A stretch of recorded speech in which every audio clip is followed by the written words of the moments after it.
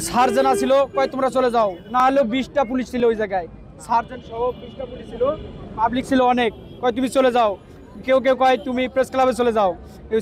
আমি শাহবাগ থানায় কেউ যাবার মানা করছে, কছে এরা পুলিশ, এরা সব একই গোয়ালের। আচ্ছা, পুলিশ আপনাকে তো অযথা মারার কথা না, চিকিৎসার জন্য সাংবাদিক ভাইদেরকে বলতেছে চিকিৎসার জন্য আমার অন্যায় ছিল, ও আমার কয় তোর গাড়ি ডাম্পিং হবে চল, আমি আমার অপরাধ আমার গাড়ি ডাম্পিং হবে। দেখেন, উনি একজন গরিব রিক্সাওয়ালা, উনি হয়তো ভুল করছে যে যেই রাস্তা থেকে এই মোটর চালিত নিষিদ্ধ সেটা আইন অনুযায়ী যে ইয়ে হয়, মানে তার যে শাস্তি হয় সেটা দিবে। তাকে মেরে রক্তাক্ত করা, এটা তো সেই হাসিনার আমলের পুলিশ।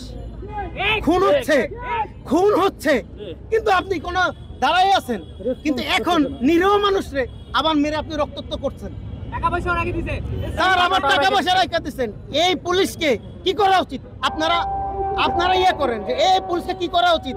আমি এখান থেকে বলতেছি, ওই দায়িত্বরত যে পুলিশ ছিল, এই যে ঢাকার ট্রাফিকের যে আছে ডিএমপি কমিশনারকে আমি বলতেছি 24 ঘন্টার মধ্যে ওই পুলিশ কে ছিল সেইটা খুঁজে বের করে তাকে যদি ক্লোজ করে পথিক তদন্ত না করে বরখাস্ত করা না হয়, ডিএমপি কমিশনারের চেয়ার থেকে টাইনে নামাই ফেলবো।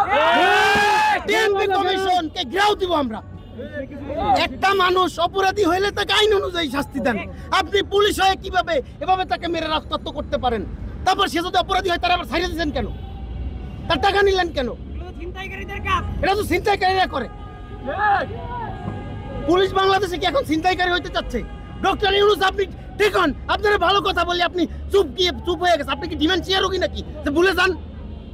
ফাইজলামি করেন। আর একটা সর্বপ্রতিষ্ঠা আছে ভাই, আমরা ভাইয়ের চিকিৎসার, আমরা বাংলাদেশ রিপাবলিক পার্টির পক্ষ থেকে আমরা যতটুকু পারি ভাইয়ের চিকিৎসা করানোর চেষ্টা করব, এবং এই ঘটনার সত্যতা যাচাই করে, এই ঘটনার যদি সত্যি হয় ঘটনার সত্যতা যাচাই করব।